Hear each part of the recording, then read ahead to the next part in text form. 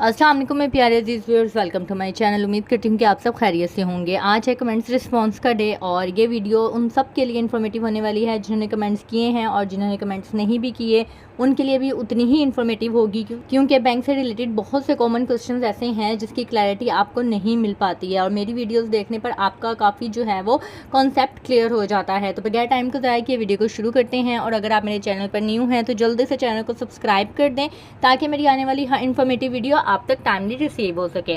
सबसे पहले है जी Huma Malik, thank you so much, you are very responsible and responsive. अच्छा, इनका पिछले कमेंट्स का मैंने रिस्पॉन्स किया था, पिछली कमेंट्स रिस्पॉन्स की वीडियो पे, उसके ऊपर इन्होंने ये जो है वो रिस्पॉन्स किया है। नेक्स्ट उन्होंने पूछा है, मैं अल्फला इस्लामिक का TDR बुक करता हूँ, मुझे मैक्सिमम प्रॉफिट के लिए गाइड कर दें, मैं किस बैंक या किस अकाउंट की तरफ जाऊँ, ज़रूर गाइड कर दीजिएगा।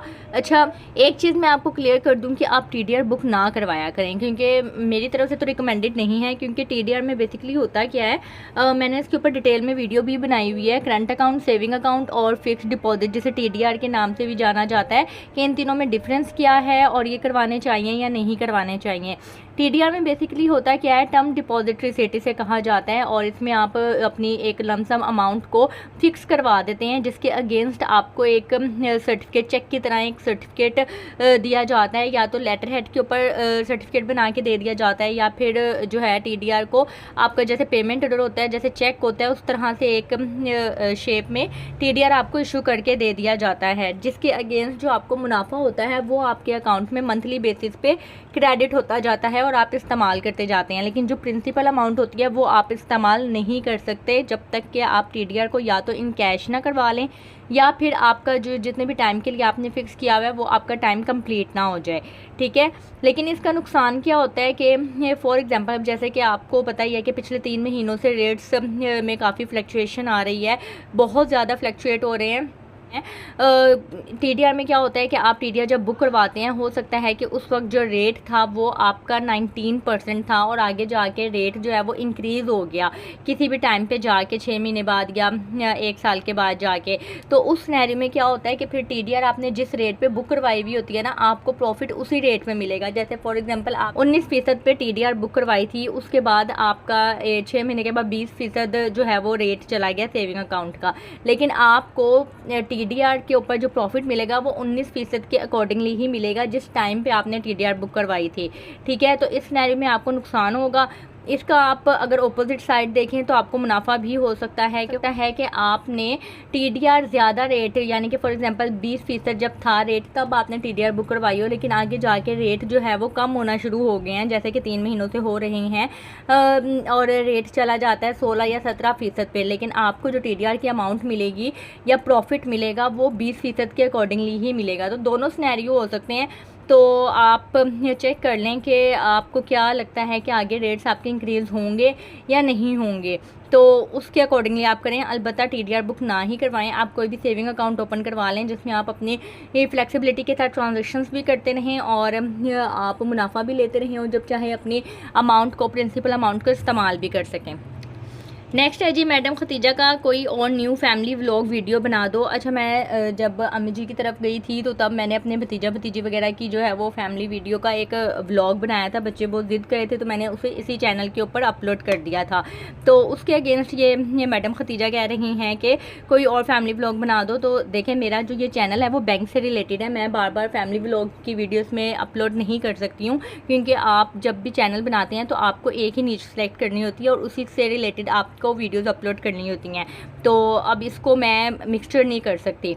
नेक्स्ट है बेबी अंबर का, कौन से बैंकिंग ऐप ज़्यादा सिक्योर है? सारी ही बैंकिंग ऐप सिक्योर होती हैं, ठीक है, क्योंकि मैंने पहले भी बहुत डिटेल में ये चीज़ें बताई हुई हैं कि जो भी मोबाइल एप्लीकेशन होती है किसी भी बैंक की हो, तो उसमें आपको हमेशा एक वेरिफिकेशन कोड आता है, एक लॉगिन पासवर्ड दिया जाता है, एक जो है वो आपका लॉगिन ID होता है, लॉगिन पासवर्ड होता है, और जब आप उसको लॉगिन करते हैं तो आपको मोबाइल के ऊपर एक वेरिफिकेशन कोड आता है, वो आप एंटर करते हैं तो आपका जो है वो लॉगिन होता है मोबाइल एप्लीकेशन।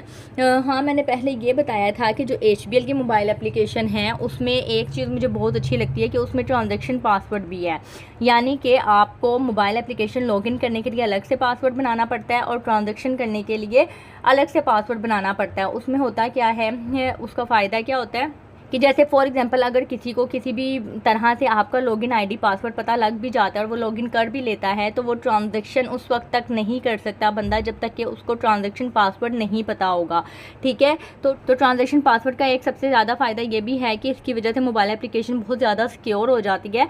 और एचबीएल में फिर होता क्या है कि जब भी आपने ट्रांजैक्शन करनी होती है तो आप ट्रांजैक्शन अपनी जो है वो सारी जो भी आपने ट्रांसफ़र वगैरह करनी होती हैं वो फीड करते हैं, उसके बाद ट्रांजैक्शन पासवर्ड देते हैं। ट्रांजैक्शन पासवर्ड के बाद फिर आपको एक वेरिफिकेशन कोड आता है, वो वेरिफिकेशन कोड एंटर करते हैं, फिर आपकी ट्रांजैक्शन होती है। नेक्स्ट है please UBL deposit slip fill पे वीडियो बनाओ, साथ साथ फिल करके समझाना और रेडी फिल नहीं करके। अच्छा, ये इन्होंने कहा है कि यूबीएल डिपॉजिट स्लिप पे वीडियो बनाएं, जबकि मैं ऑलरेडी वीडियो बना चुकी हूँ कैश डिपॉजिट की भी और चेक डिपॉजिट की भी। और इसमें नेक्स्ट उन्होंने कहा है कि साथ साथ फिल करके समझाएं और रेडी फिल नहीं करना। देखिए मेरे पास जो है ना, अब मेरे पास जो चीज़ें होती हैं ना, मैं उन्हीं से ही गुजारा करने की कोशिश करती हूँ। मेरे पास अभी कोई स्टैंड नहीं है, कैमरा स्टैंड के जिसके ज़रिए मैं जो है वो वीडियो बना लूँ। और एक डिपॉजिट स्लिप की वीडियो के लिए अब मैं क्या ही खर्चा करूँ स्टैंड लेने के लिए, क्योंकि मुझे उसकी ज़रूरत नहीं होती है। मैंने जो फिल करके वीडियो बनाई है डिपॉजिट स्लिप यानी कि ऑलरेडी फिल है, या आप साथ साथ फिल करें या ऑलरेडी फिल करें तो बात तो एक ही है। मैंने बहुत अच्छे तरीके से उसमें समझाया हुआ है, आप चेक कर लें। अगर आपको वहाँ पे कोई क्यूरी है या कोई भी मसला है या कोई चीज़ समझ नहीं आई है, आप उसी वीडियो के नीचे मुझे कमेंट करें, मैं आपको रिस्पॉन्स कर दूँगी कि क्या चीज़ आपको समझ नहीं आई है, ठीक है। नेक्स्ट है शौकत मलिका कि क्या HBL bank one of the big bank है इन पाकिस्तान। जी बिल्कुल, इसमें कोई डाउट नहीं है कि HBL one of the biggest bank है। नेक्स्ट है जी, एटीएम से अगर 500 फंड ट्रांसफ़र कर दें तो अकाउंट एक्टिव रहेगा या विड्रॉल लाजमी है। इसके ऊपर ना आप मेरे डोरमेंट अकाउंट की वीडियो देख लें, मैं कोशिश करूँगी कि आपके कमेंट के रिस्पांस में भी आपका जो है वो लिंक मेंशन कर दूँ डोरमेंट अकाउंट का। और डोरमेंट अकाउंट के लिए बेसिकली होता यही है कि आपको डेबिट ट्रांजेक्शन करनी होती है, बेशक आप वो फ़ंड ट्रांसफ़र करके करें या कैश विड्रॉ करके करें। जब आप एक डेबिट ट्रांजेक्शन कर लेते हैं तो उससे आपका अकाउंट एक्टिव रहता है, ठीक है। क्योंकि समटाइम ऐसा होता है कि ये 1 साल या 6 महीने से ज़्यादा का अर्सा हो जाता है, आप अकाउंट इस्तेमाल नहीं कर पाते हैं और पता चलता है कि अकाउंट आपका डोरमेंट हुआ हुआ है। अब आप उसमें क्रेडिट करते जा रहे हैं इनके अकाउंट में डिपॉजिट करवाते जा रहे हैं, उस केस में आपको पता नहीं लगेगा। हो सकता है कि अकाउंट आपका पहले से बंद और डिपॉजिट आप बाद में करवा रहे हो, तो इससे आपको कंफर्म नहीं होगा कि अकाउंट आपका एक्टिव है या नहीं। क्योंकि जब अकाउंट आपका आर्जी तौर पे बंद होता है तो आप अपने अकाउंट में क्रेडिट ट्रांजैक्शंस कर सकते हैं, यानी कि पैसे जमा करवा सकते हैं, पैसे मंगवा सकते हैं, लेकिन उस अकाउंट से आप कोई भी डेबिट ट्रांजैक्शंस नहीं कर सकते, यानी कि पैसे निकलवा नहीं सकते, ना ही किसी को फ़ंड ट्रांसफ़र कर सकते हैं, ठीक है। तो बेहतर यही है कि अगर आपने ये कंफर्म करना है एग्जैक्ट कि आपका अकाउंट एक्टिव है या नहीं, तो आप अपने अकाउंट से कोई भी डेबिट ट्रांजैक्शंस करके देखें, बेशक वो बिल पे कर दें या मोबाइल टॉपअप करवा लें या फ़ंड ट्रांसफ़र कर दें या कैश विड्रॉ कर लें, वो आपकी अपनी मर्ज़ी है। नेक्स्ट है जी, बिलाल झटका मिज़ान का आसान अकाउंट के लिए बैंक वाले बोले CNIC और 2 फ़ोटो लेकर आना, आसान अकाउंट में 2 फ़ोटो क्यों। अब ये भी मैं आपको चीज़ गाइड कर देती हूँ, इसका अकाउंट से लिंक नहीं है। आप बेशक आसान अकाउंट ओपन करवाएं या फिर कोई भी अकाउंट आप ओपन करवाएं, अगर आप प्रॉपरली साइन नहीं कर सकते हैं, प्रॉपरली मीन के साइन के भी कुछ स्पेसिफिकेशंस होती हैं कि आपके साइन मैच्योर होने चाहिए, इमैच्योर नहीं होने चाहिए, साइन में फ़्लो होना चाहिए और साइन हर दफ़ा सेम होने चाहिए। अगर आप प्रॉपरली साइन नहीं कर पाते हैं तो फिर आपको फ़ोटो अकाउंट ओपन करवाना होता है। फ़ोटो अकाउंट में क्या होता है कि आप 2 या 4 पासपोर्ट साइज़ की पिक्चर्स जो हैं वो अकाउंट के लिए देनी होती हैं ताकि आपका फ़ोटो अकाउंट ओपन हो सके। अब फ़ोटो अकाउंट होता क्या है, इसके क्या नुकसानात हैं, तो फ़ोटो अकाउंट के ऊपर और सिग्नेचर आपके किस तरह के होने चाहिए अकाउंट्स के लिए, तो इसके ऊपर मैंने डिटेल में एक वीडियो बनाई हुई है, ठीक है। इन सारी चीज़ों के लिंक मैं डिस्क्रिप्शन में मेंशन कर दूँगी, आप वहाँ से चेक कर सकते हैं, ठीक है। नेक्स्ट है जी, बिलाल झटका, ये बैंक वाले प्रॉफिट कम क्यों कर रहे हैं, कोई वजह। देखें इन्फ्लेशन जैसे जैसे इंक्रीज़ होंगी, रिस्क ज़्यादा होंगे तो रेट्स कम होते जाएंगे। नेक्स्ट है फ्रीडम अकाउंट के ऊपर इनका सलमान का है कि well explain video, appreciate your effort, thank you so much for such a nice complement. अच्छा, ये कमेंट मुझे इनका बहुत अच्छा लगा था, इन्होंने मेरी 4-5 वीडियोस के ऊपर एक्सीलेंट कमेंट पास किया था। और फिर उसके बाद ये एक वीडियो थी जिसके ऊपर इन्होंने, मैं आपको पढ़ के सुना देती हूँ। ये मत समझिएगा कि मैं खुद, वो कहते हैं ना कि अपने मुँह मियाँ मिट्ठू बनना है, ऐसी कोई बात नहीं है। मुझे बहुत ज़्यादा खुशी होती है और बल्कि मुझे मोटिवेशन मिलती है आपके जब इस तरह के पॉजिटिव कमेंट्स आते हैं। नो डाउट कि मेरे चैनल के ऊपर भी नेगेटिव कमेंट्स आते हैं, लेकिन वो 1 या 2% होंगे, लेकिन 98% अल्हम्दुलिल्लाह मुझे इसी तरह के अच्छे कमेंट्स मिलते हैं, जिसकी वजह से मैं बहुत ज़्यादा मोटिवेट होती हूँ और मेरा दिल करता है कि मैं आपके लिए अच्छे अच्छे इसी तरह के कंटेंट लाती रहूँ। और आपको बैंकिंग सेक्टर से अपडेट रखती रहूं। अच्छा, इनका क्या कमेंट है कि मैंने मैदान बैंक के प्रॉफिट रेट्स के ऊपर एक वीडियो बनाई थी। सितंबर से इनके रेट्स जो हैं वो अगेन अपडेट हो गए हैं। उसके ऊपर इनका कमेंट है, excellent, I appreciate the way you explain, कि मैं तारीफ़ करता हूँ कि आपने जिस तरीके से इस चीज़ को एक्सप्लेन किया। I appreciate the correct way you count the digit separately after the decimals. ये भी इन्होंने कहा है कि मुझे इस यानी कि इस बात की भी मैं तारीफ़ करता हूँ, अप्रिशिएट करता हूँ कि आपने बिल्कुल सही तरीके से डिजिट्स को पढ़ा है, यानी कि डेसिमल्स को पढ़ा है। पॉइंट के बाद जो अमाउंट होती है वो डेसिमल्स कहलाती है। तो उस चीज़ को ये कह रहे हैं कि इशारे के बाद हिंसों को अलग अलग करके पढ़ने का सही तरीका पहली बार आपसे सुना, वरना आजकल तो इशारिया के बाद हिंसों को मिलाकर एक अदद की तरह पढ़ लिया जाता है, जो कि गलत है। मिसाल के तौर पर 13.72 को पढ़ने का सही तरीका ये है कि 13.72 यानी कि 13.72, जैसा कि आपने भी पढ़ा, मगर आजकल लोग 13.72 पढ़ते हैं, यानी कि 30.72, जो कि गलत तरीका है। खुशी हुई कि अभी भी पढ़े लिखे चंद लोग मौजूद हैं। थैंक यू सो मच, आपके इस कमेंट से मुझे बहुत ही ज़्यादा जो है वो मोटिवेशन मिली थी। एनी हाउ सुन के बहुत अच्छा लगा। Thank you so much for such a nice complement. Next है जी यूबीआई मुकम्मल करंट अकाउंट के बारे में कि अस्सलाम वालेकुम सिस्टर। वालेकुम अस्सलाम। कार्ड 2025 फेब में होना है। कार्ड कुछ डैमेज कभी काम करता है कभी नहीं। 25,000 से अबव बैलेंस मेंटेन रखा। क्या न्यू कार्ड के लिए अप्लाई कर सकते हैं? यूबीएल मुकम्मल करंट अकाउंट है, मास्टर कार्ड कोई चार्जेस तो नहीं होंगे? प्लीज़ रिप्लाई जज़ाकल्लाह। अच्छा, यूबीएल मुकम्मल करंट अकाउंट क्या है कि पहले इसमें कोई भी कंडीशन नहीं थी, बगैर किसी कंडीशन के आपको 99% सर्विसेज जो थी वो फ्री मिल रही थी।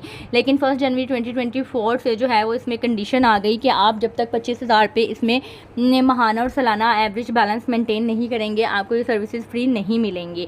तो उसके ऊपर इन्होंने पूछा है कि मेरा कार्ड डैमेज हो गया, मैं दोबारा से बनवाना चाह रहा हूँ, 25,000 रुपये मैंने मेंटेन भी किए हुए हैं, तो क्या मुझे चार्जेस हिट होंगे?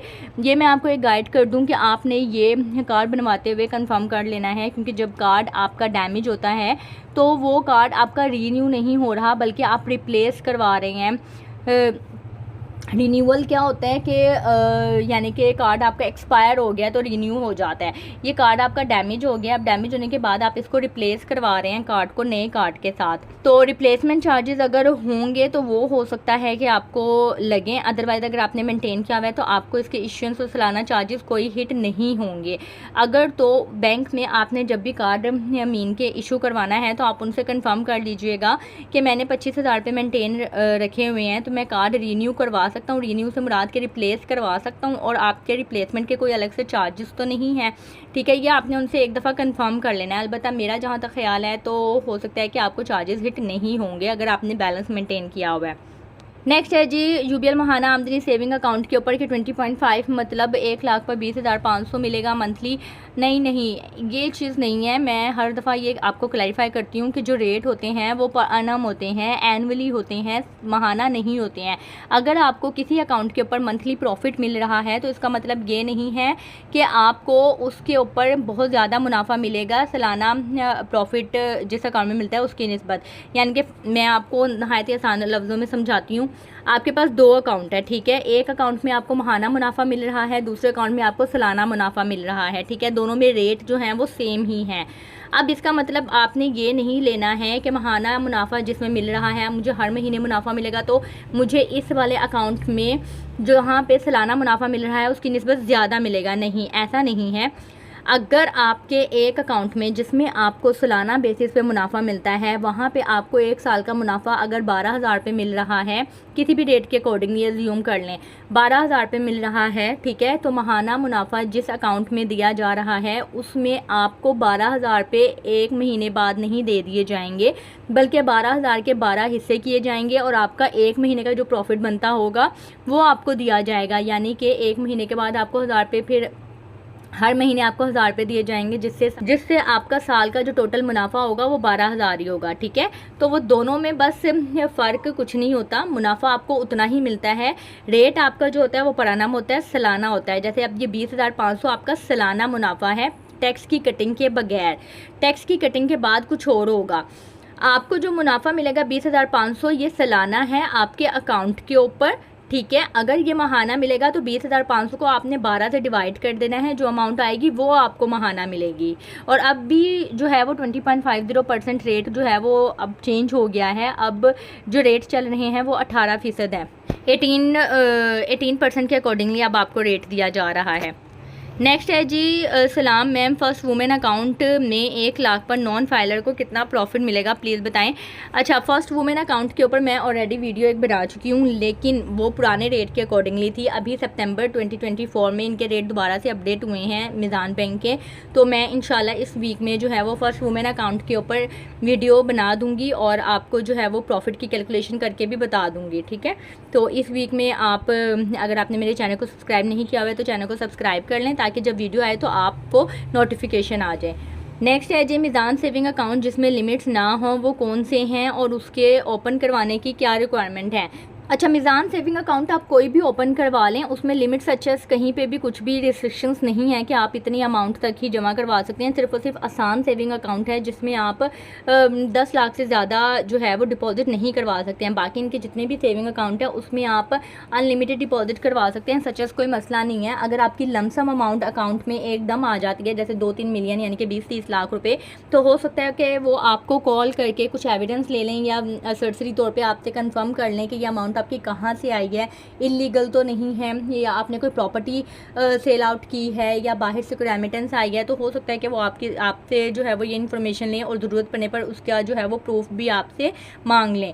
लेकिन सच एज़ कोई लिमिट नहीं है। आसान सेविंग अकाउंट के अलावा आप मीज़ान बैंक में कोई भी अकाउंट सेविंग प्रोडक्ट का ओपन करवाते हैं तो उसमें आप जितने चाहे पैसे रख सकते हैं। ओपन करवाने की रिक्वायरमेंट के ऊपर मैंने डिटेल में वीडियो बनाई हुई है अकाउंट ओपनिंग डॉक्यूमेंट्स की। अकाउंट ओपनिंग डॉक्यूमेंट्स की आप मेरी वीडियो देख लें, उसमें आपको क्लैरिफाई हो जाएगा, ठीक है, कि आप किस तरह से अकाउंट ओपन करवा सकते हैं। सरसरी तौर पे मैं आपको बता देती हूँ। अगर आप सैलरीड पर्सन हैं तो आपको लेटेस्ट मंथ की सैलरी स्लिप चाहिए होगी, आइडेंटिटी कार्ड आपका चाहिए होगा, सोर्स ऑफ इनकम के तौर पे आप अगर बिज़नेस कर रहे हैं तो बिज़नेस का लेटर हेड चाहिए होगा, अगर आपने पार्टनरशिप में अकाउंट ओपन करवाना है तो पार्टनरशिप डीड चाहिए होगी, ठीक है, और अगर आप फ़ीमेल के लिए अकाउंट ओपन करवाना चाह रहे हैं तो फीमेल भी अगर अपना कोई काम करती हैं तो उसका लेटर हेड बनवाना होगा। लेटर हेड क्या होता है, किस तरीके से बनाया जाता है, आप खुद किस तरह से बना सकते हैं, तो लेटर हेड के ऊपर भी मैंने डिटेल में वीडियो बनाई हुई है। इन सारों के लिंक मैंने डिस्क्रिप्शन में मेंशन किए हुए हैं, आप वहाँ से चेक कर सकते हैं। नेक्स्ट है जी, राशिद का, if guardian filer then tax 15% detected. Yes, बिल्कुल, अगर आपने किड्स अकाउंट ओपन करवाया हुआ है तो जाहिर बात है कि गार्डियंस के बिहाफ पे बच्चों का अकाउंट ओपन हुआ है, और अगर गार्डियन जो है वो फाइलर हैं तो वो जाके जो है वो चीज़ें वगैरह अपडेट करवा दें कि आप फाइलर हैं, तो आपको जो टैक्स है वो 15% डिडक्ट होगा। नेक्स्ट है, good info please tell me के मंथली बेसिस पर कौन सा बैंक प्रॉफिट रेट ठीक रहेगा सेविंग अकाउंट ओपन कराना है।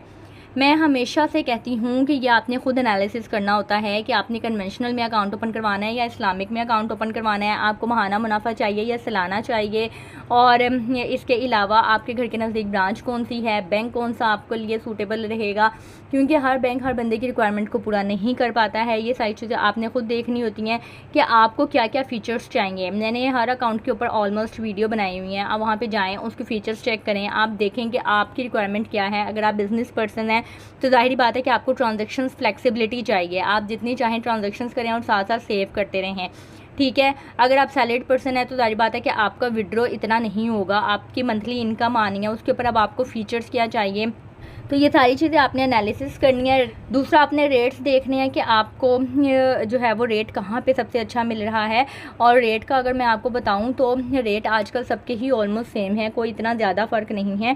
सिर्फ मीज़ान बैंक क्योंकि एक इस्लामिक बैंक है और इसके सेविंग अकाउंट के ऊपर मिलने वाला मुनाफा भी हलाल कंसिडर किया जाता है, तो इसके रेट्स जो हैं वो थोड़े से कम है। ऐसा नहीं है कि इस्लामिक होने की वजह से कम है, लेकिन जो भी है इनका स्नैरियो, इनके जो रेट्स हैं बाकी कमर्शियल बैंक्स की निस्बत, उनकी निस्बत कंपैरेटिवली कम है।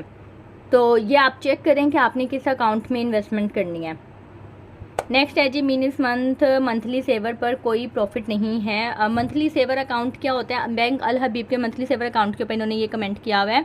इन्होंने कहा है कि बैंक अल हबीब के मंथली सेवर अकाउंट के ऊपर इस महीने कोई प्रॉफिट नहीं है, इस महीने इजाफी कोई प्रॉफिट नहीं है। ठीक है, पहले जैसा कि मैंने आपको बताया कि जो नॉर्मली रेट्स चल रहे थे सबके, यानी कि 19% चल रहे थे, लेकिन जो बैंक अल हबीब था वो 19.25% या 19.10% जो है वो रेट प्रोवाइड करा था। नॉर्मल रेट से 0.10 या फिर 0.25% ज़्यादा दे रहा था।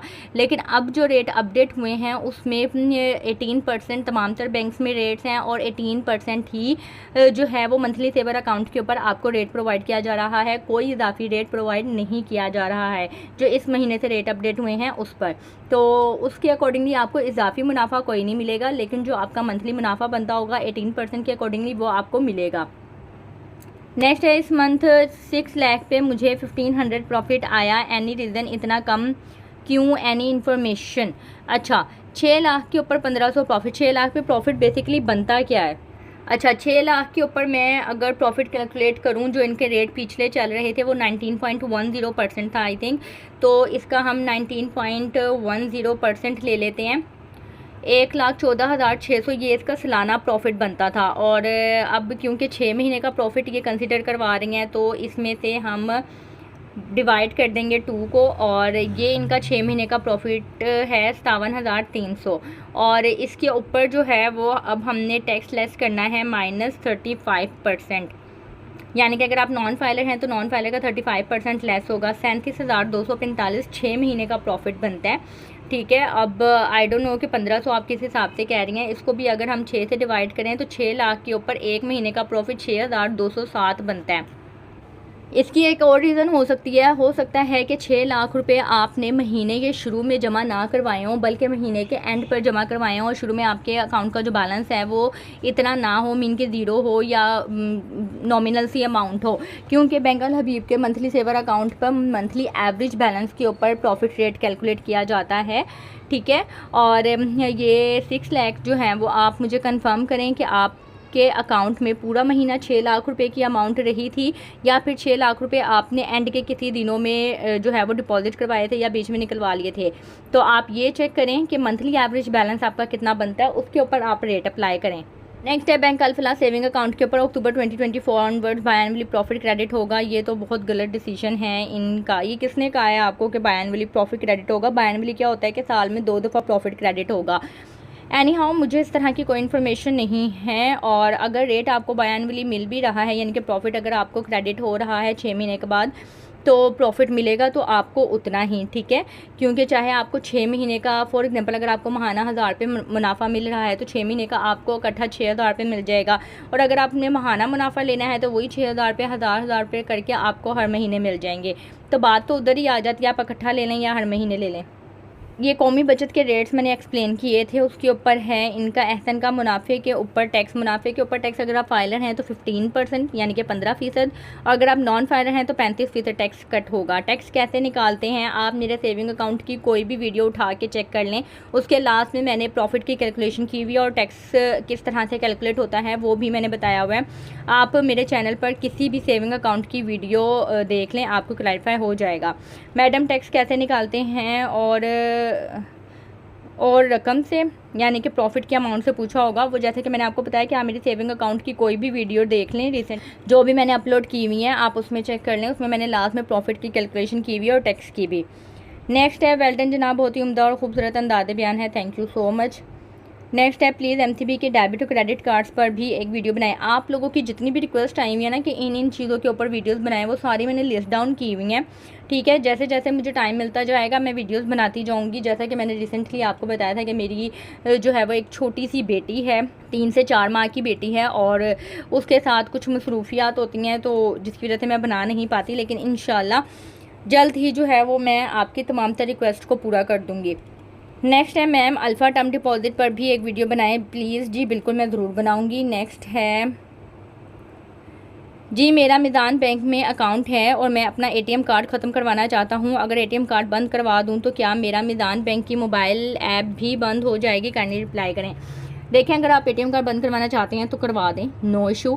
लेकिन ये आपने बैंक की हेल्पलाइन के ऊपर कॉल करके कंफर्म करना है कि क्या आपकी मोबाइल एप्लीकेशन एटीएम कार्ड के साथ लिंक तो नहीं है, क्योंकि हर बैंक की जो मोबाइल एप्लीकेशन है उसके अपने अपने फीचर्स हैं। अब जैसे बीओपी की है, उसमें आपकी SMS अलर्ट सर्विस और एटीएम कार्ड एक्टिवेट होगा तो आपकी मोबाइल एप्लीकेशन रन करेगी, अदरवाइज़ नहीं करेगी। अल्फला का है कि आप अपने शनाख्ती कार्ड के अगेंस्ट में मोबाइल एप्लीकेशन रजिस्टर कर सकते हैं, अपने अकाउंट के अगेंस्ट भी कर सकते हैं और अपने डेबिट कार्ड के अगेंस्ट भी कर सकते हैं।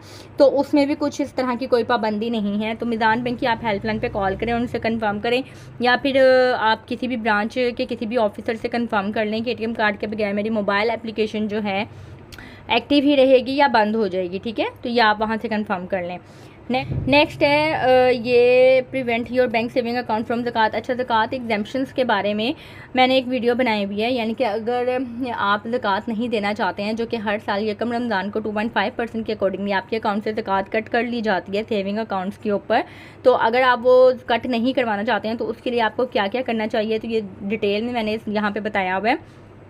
इसके ऊपर इनका क्वेश्चन है, क्या ज़कात फॉर्म हर साल जमा करना पड़ता है? नहीं, बिल्कुल नहीं, हर साल नहीं जमा करवाना पड़ता। आप एक दफ़ा जमा करवा दें, ये लाइफ टाइम के लिए जमा यानी कि अपडेट हो जाता है। बैंक में या सिर्फ ज़िंदगी में एक बार देना पड़ता है? नहीं, एक बार ही देना पड़ता है। नेक्स्ट है एनबीपी बैंक में जॉइंट अकाउंट पे सक्सेशन सर्टिफिकेट की ज़रूरत होती है कि नहीं?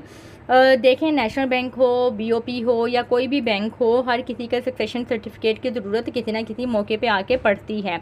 अगर आपकी अमाउंट नॉमिनल होगी, यानी कि बहुत ज़्यादा नहीं होगी, 50,000 या 1 लाख तक होगी, तो आपका जो है वो काम ब्रांच लेवल पे ही हो जाएगा, आपको सक्सेशन सर्टिफिकेट की ज़रूरत नहीं होगी, ठीक है। अब हो सकता है कि हर बैंक ने अपनी एक लिमिट रखी हुई हो, कोई बैंक हो जो 5 लाख से नीचे की अमाउंट को बगैर सक्सेशन सर्टिफिकेट के आपको दे देता हो, या फिर कोई है जो 1 लाख की अमाउंट के ऊपर अगर आपकी कोई अमाउंट होगी तो उसके लिए आपसे सक्सेशन सर्टिफिकेट मांगता हो। तो ये डिपेंड करता है कि बैंक वालों ने क्या लिमिट डिसाइड की हुई है, लेकिन सक्सेशन सर्टिफिकेट कहीं ना कहीं जाके अगर बहुत ज़्यादा अमाउंट है तो आपसे मांगा जाएगा। नेक्स्ट एनबीपी जॉइंट अकाउंट के रूल्स की हार्ड की कॉपी आफ्टर डेथ। ये मुझे समझ नहीं आई। जॉइंट अकाउंट देखें, अगर आपने जॉइंट अकाउंट ओपन करवाया हुआ है, तो अगर एक नॉर्मल अकाउंट ओपन करवाया हुआ है, कोई पार्टनरशिप वगैरह नहीं है, तो फिर इस तरह की कोई भी रूल्स वगैरह की हार्ड कॉपी तो नहीं चाहिए होगी।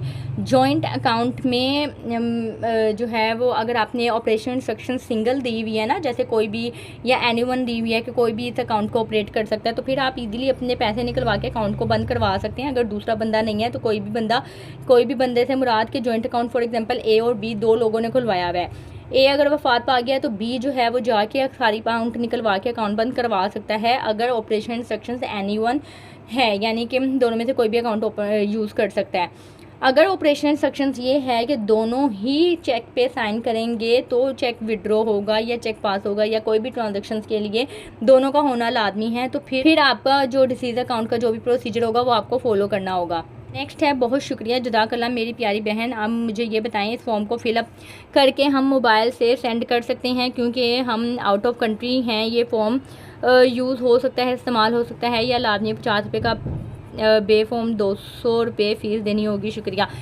ये अब जो मैनुअल फॉर्म है ये अब नहीं होते हैं, अब ये जो पीले वाले फॉर्म थे जिससे स्टैम्प पेपर कहा जाता था, अब ये ख़त्म कर दिए गए हैं। अक्टूबर 2022 या 23 से नहीं, आई थिंक 22 से जो है वो ये चीज़ ख़त्म कर दी गई है। अब कंप्यूटराइज स्टैम्प पेपर होते हैं, जिसे स्टैंपिंग भी कहा जाता है, जो कि गवर्नमेंट बैंक वालों से जो है वो रिसीव किए जाते हैं।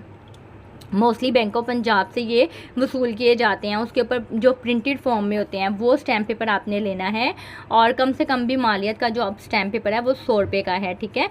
आप किसी भी स्टैम्प फरोश या किसी भी एजेंट से एक फ़ॉर्म निकलवाते हैं, फ़ॉर्म निकलवा के आप बीओपी की ब्रांच में जाके उसकी फ़ीस जमा करवाते हैं, 100 रुपये का, 1200 का, 12,000 का, जितना भी आपने जो भी स्टैम्प पेपर लेना है, और उसके बाद वो प्रिंट करके आपको स्टैम्प पेपर दे देते हैं, ठीक है। फिर वो आपने जिस भी मकसद के लिए इस्तेमाल करना हो आप इस्तेमाल कर सकते हैं। अब इन सारे काम से बचने के लिए लोग क्या करते हैं कि एजेंट को ही 100-200 रुपये एक्स्ट्रा दे देते हैं कि वो बैंक में जाके उनके बिहाफ पे जो है वो फॉर्म ले आएँ, और उनको बैंक में चक्कर ना लगाने पड़ें, या उनको बैंक की नो हाउ नहीं होती तो वो एजेंट को ही दे देते हैं, ठीक है। तो आपके पास अगर प्रॉपरली फॉर्म है तो आप इसको फिल वगैरह करवा के बिल्कुल आप पीडीएफ की फॉर्म में स्कैन करके अपनी ब्रांच वालों से कांटेक्ट करके आप वहाँ पे सबमिट करवा सकते हैं। नेक्स्ट है जी यूबीएल विज डेबिट कार्ड का बताएं किस लिए यूज़ होगा। इसके ऊपर भी मैंने जो है वो वीडियो बनाऊंगी। मैंने लिस्ट डाउन की हुई है आप सबकी रिक्वेस्ट। तो ये थे आज के कमेंट्स। वीडियो थोड़ी लंबी होगी और उम्मीद करती हूँ कि आप सबको आपके सवालों के जवाबात मिल गए होंगे। अगर फिर भी आपके माइंड में कोई भी क्यूरी, कोई भी क्वेश्चन है तो आप मुझे कमेंट्स में बता सकते हैं। अगर आपने मेरे वीडियो को यहाँ तक देखा है और चैनल को सब्सक्राइब नहीं किया है तो चैनल को सब्सक्राइब कर दें, वीडियो को शेयर कर दें उन लोगों के साथ जिन लोगों को इसकी ज़रूरत है। अपना ख्याल रखेगा, दुआओं में याद रखेगा। मुझे इजाज़त दें, अल्लाह हाफिज़।